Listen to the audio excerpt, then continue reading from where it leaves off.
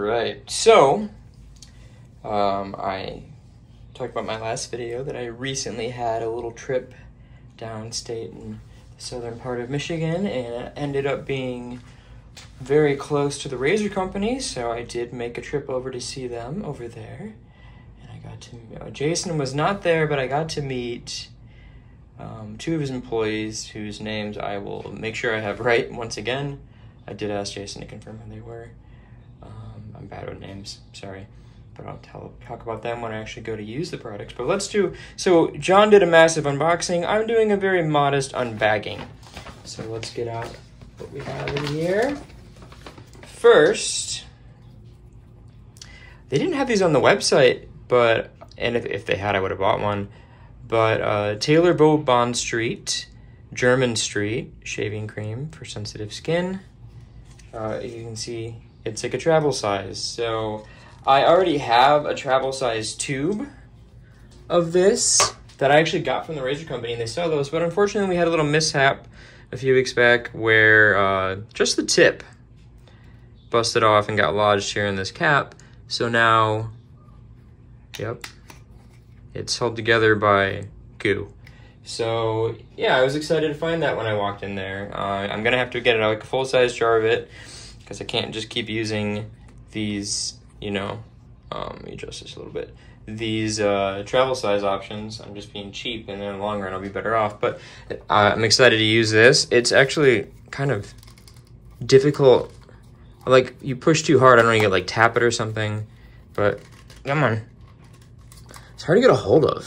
I had my wife open it with her tiny hands. There, you're literally pushing down too hard and it won't open.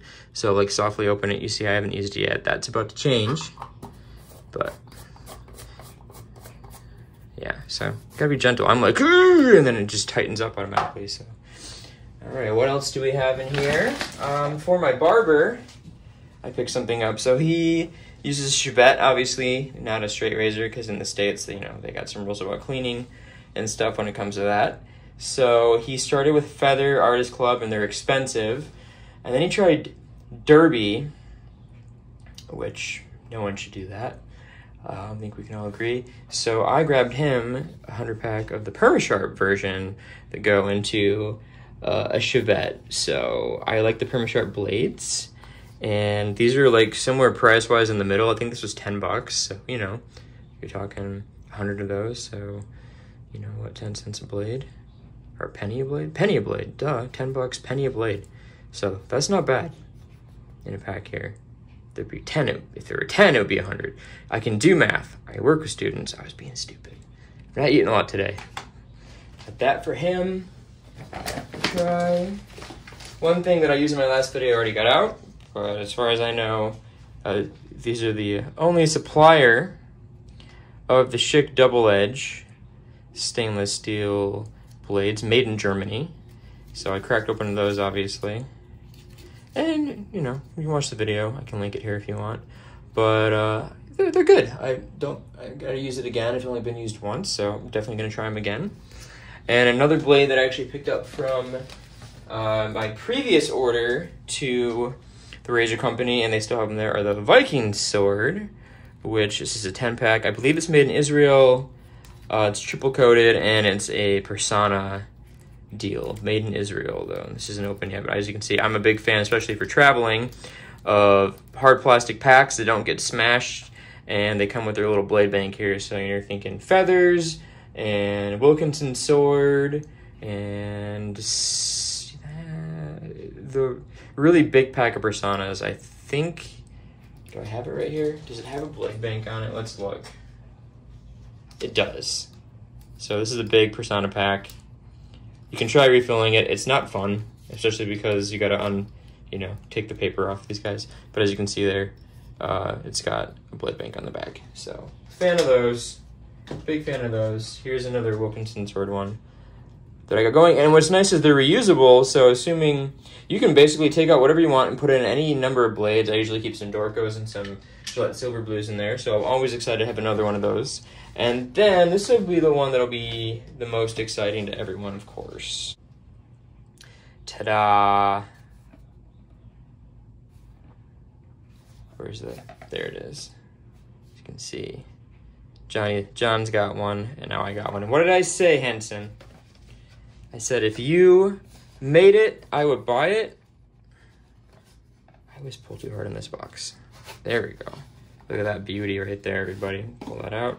Comes with some RK blades. I guess they always do. That must be a Canadian thing. I don't know. I've never used RK. I don't really care. I don't have a preference there. And this is so me. Aggressive gray. It's like a bluish gunmetal finish on it. I'm assuming. Haven't used it yet. That's going to change too. As you can see. Oh, upside down. Loft plus plus plus. This must be stainless on the back, since it's a different color. And it's got it matching right there on the other side.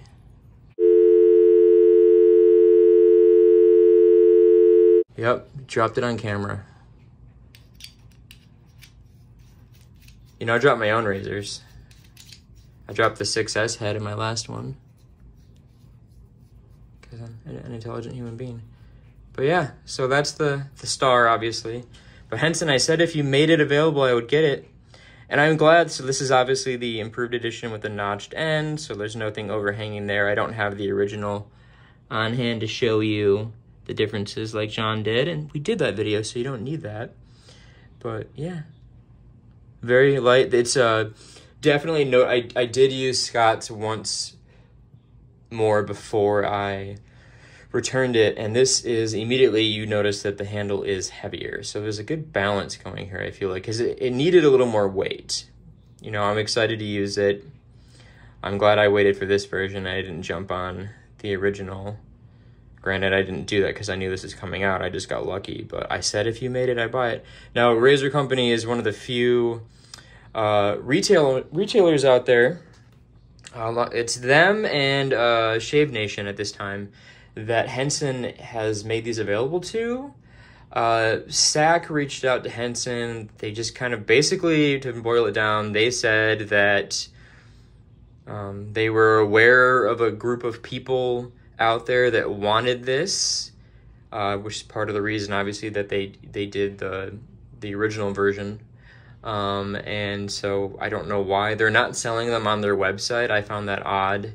But apparently they are making these for the people that want them. For some reason, they're selling them through like third-party vendors like the Razor Company and Shave Nation, but they're not planning at this time, it sounds like, to sell them on their own website because they don't believe that it's what their direct customers want or something. I don't know. It didn't make sense when I read it either. I'm just trying to interpret it. John can probably come on here and fix it and how he interprets things. I think they mean to say this, really, is what they're saying. But yeah, so I'm gonna put this stuff to use. And that's the unbagging.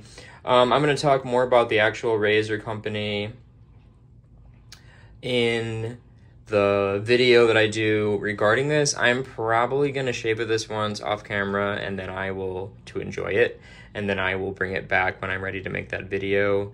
And with the content that Jason actually has given me permission to use, I shouldn't say permission, his blessing. They're very hands-on with their own social media at the Razor Company, and I wanted to respect that by getting consent from Jason, especially since he wasn't there when I was there, to use the footage. So there's not a lot of it. I want you to think that like I took a picture or video of every single shelf, but there's enough for us to go over and talk about, and I think they have a really nice operation. But again, I'll go over that more in the video that I do later on. So I guess look for that video, and we'll catch you next time.